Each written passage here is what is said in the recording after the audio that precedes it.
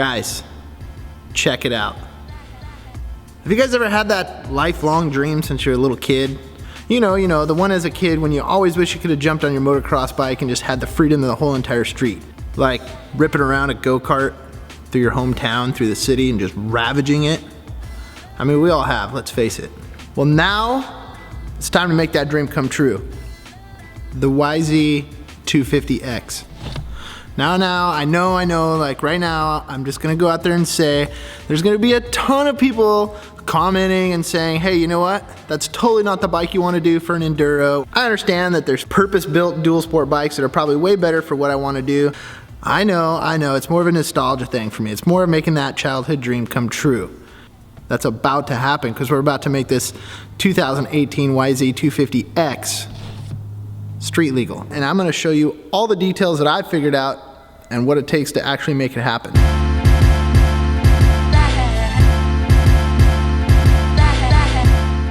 I grew up racing two-stroke YZ250s back in the 90s and the early 2000s and just freaking loved them. I mean, they were like the bike to have back then if you were racing motocross.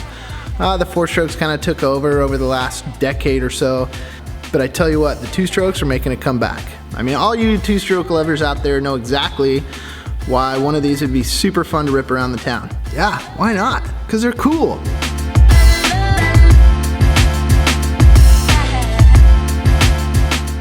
So I've got a couple friends that have already made this transition into turning their motocross bikes into street legal machines.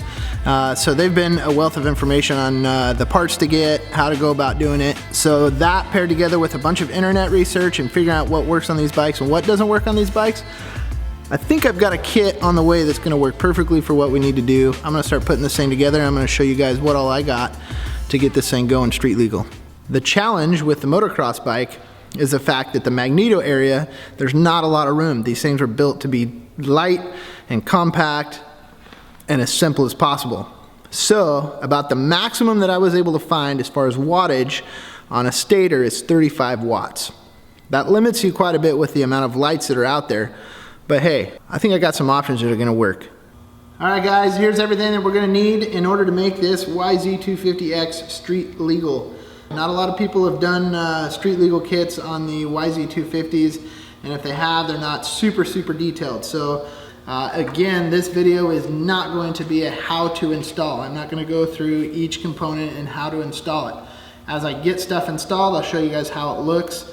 I didn't want to get that in depth on an instructional video on this. My main concern was to be able to show you all the components through the research that I was able to do on how you can get your motocross bike, your YZ250, whatever it may be, on the street.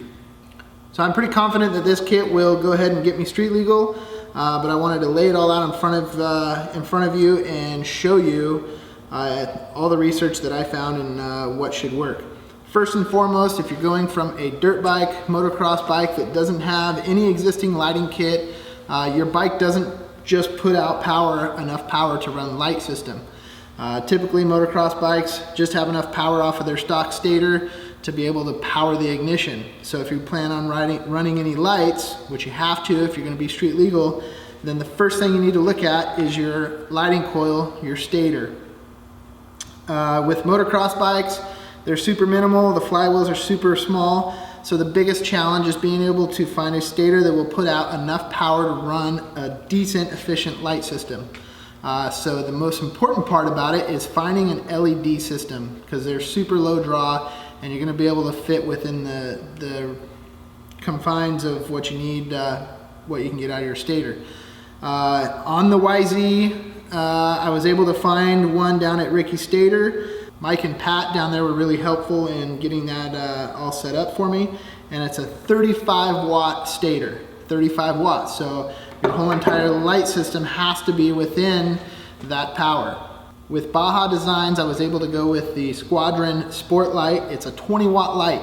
It was the lowest of their motorcycle LED system, and it still puts out decent power. I plugged it into 12 volt power a minute ago, and it was definitely plenty bright to get you down the road. If you want to do some off-road racing or any trails, real serious trails through the night, then you might want to go with the bigger one.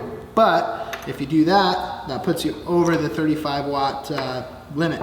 So Squadron Sport, 20 watts, 1800 lumens. That's going to be my headlight. The cool part is with rubber straps, it'll just clamp right around your front forks and it fits nice and snug on there. So should be pretty cool. The other important part of the lighting system, and this was all explained to me this morning by Mike at Ricky Stator, is along with your stator that's going to have enough power to power your lights, you also need a rectifier and a battery. I've got a little 12-volt battery.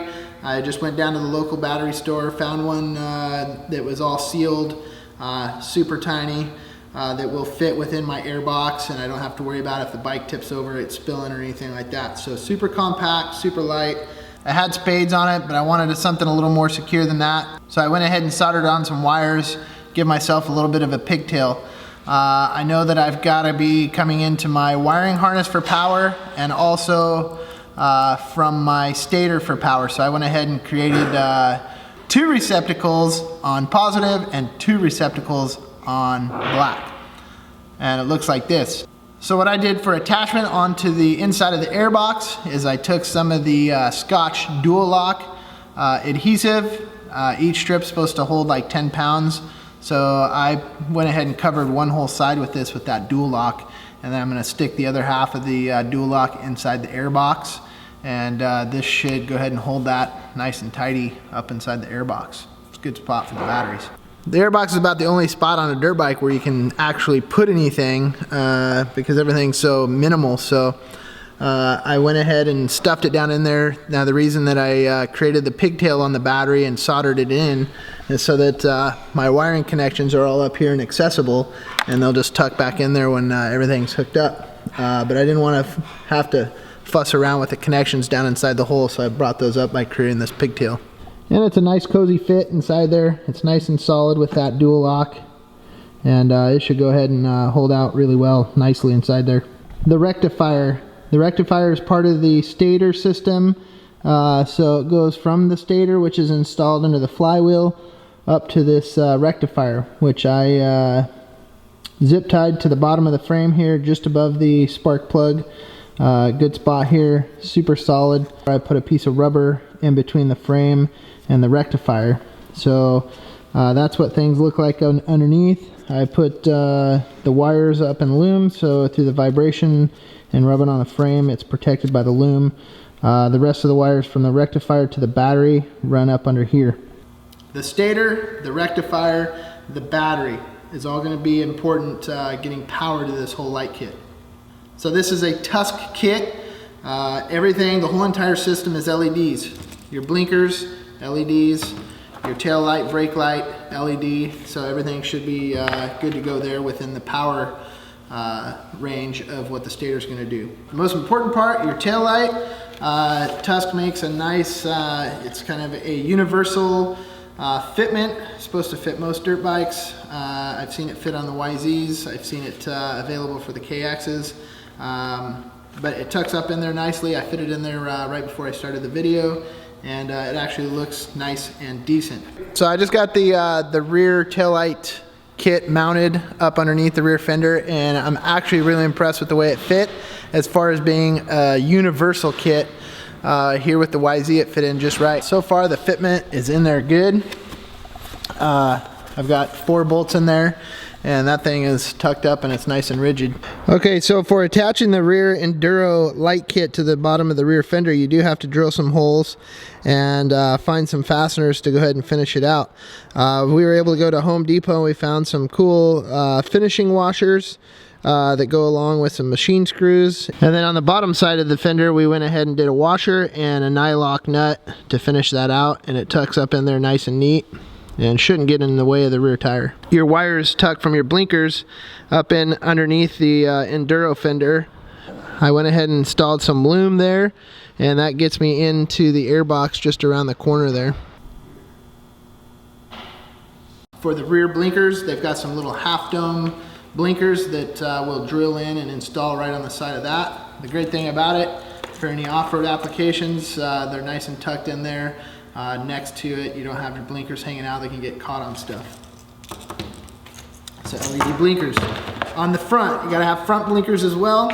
I plan on riding some trails, doing some woods, so I'm going to install handguards. I've got the Tusk D-Flex handguards. Now the cool thing about this is they actually house LEDs. So I've got the LED blinkers. Those are going to go ahead and install right there on the handguard, and should be sitting pretty awesome for that. These are the Tusk D-Flex handguards with the built-in blinkers in them. They're LED blinkers.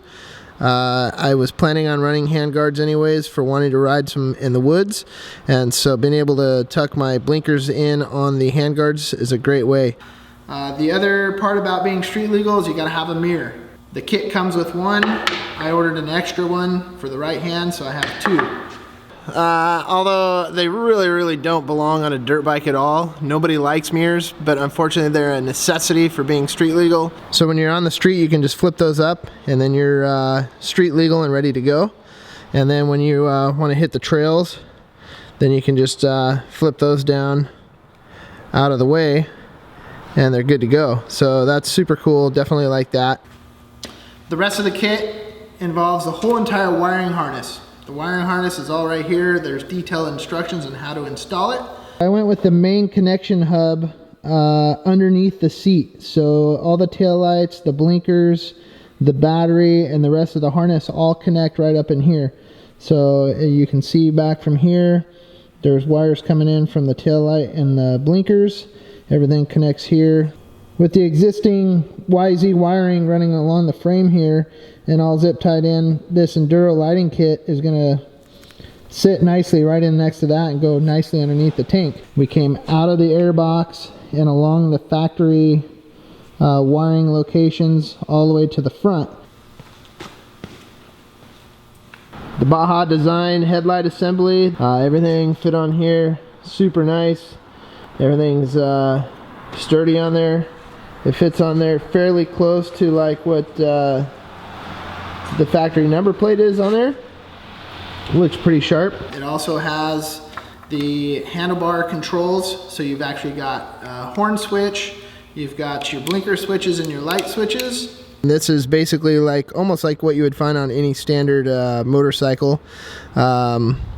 Once your off and on switch on the other side is turned on, then you have headlights on here.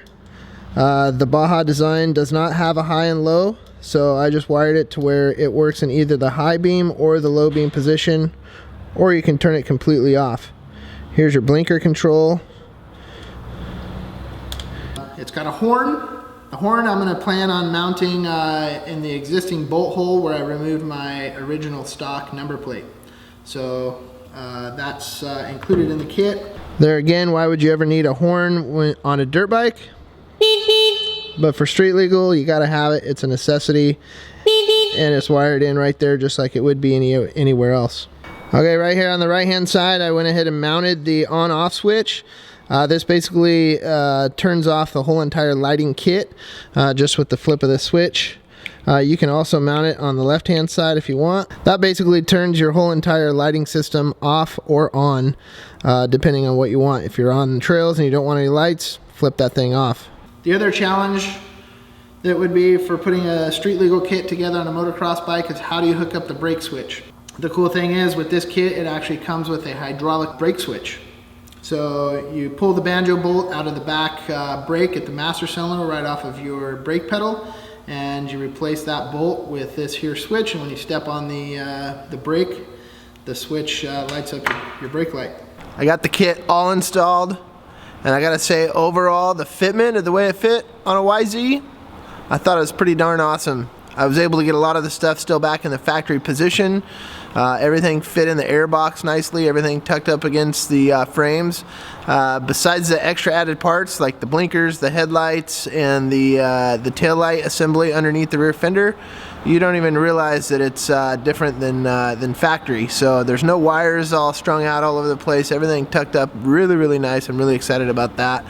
And I think I've got everything at this point that it's going to take to go down and get this thing street legal approved. So at this point I got to take it down to a bike shop, have them do a DOT inspection on it, they pass it off, and then I take that paperwork to the licensing department, and they should hand me a license plate.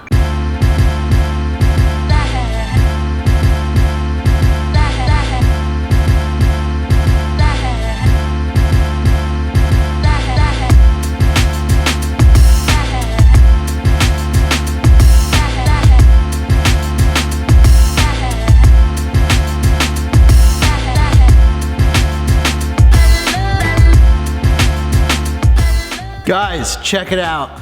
I wasn't kidding, it actually worked. A street legal dirt bike. It's a YZ250X. Yeah, I put on the street legal kit. I went down to the local bike shop. I got a DOT inspection done. Took that paperwork down to the Department of Licensing, and they handed me the temporary plate. Tomorrow I get my real plates. But in the meantime, I've been ripping around on the street, having fun, living out that childhood dream, and I tell you what, it is freaking hilarious. It's super fun. The looks that you get from people passing by on the street, they're like, why is that guy riding a dirt bike on the street?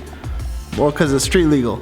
But in between that, I've been taking the thing out on the trails. I mean, the cool thing is you can ride down the street, jump on a trail, come out on the street on the other end of that trail and just keep on ripping. So super, super cool. Everything worked out just perfect. And I mean, what can I say? I mean, what's the ultimate adventure besides riding a dirt bike down the street to your favorite trail? Super, super stoked on how that all worked out.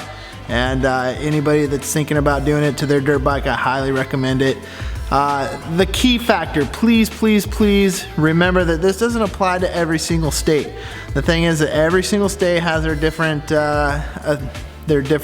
restrictions and all that stuff. So this is in particular is Washington State, and they just recently made it a lot easier for everybody to be able to do this, but you have to check and see what your local state requires. This doesn't apply for all of them. So I can't take any responsibility if your state doesn't end up working out for this, but check it out. If it works, that's the kit you need, and I'll put the link in the details below.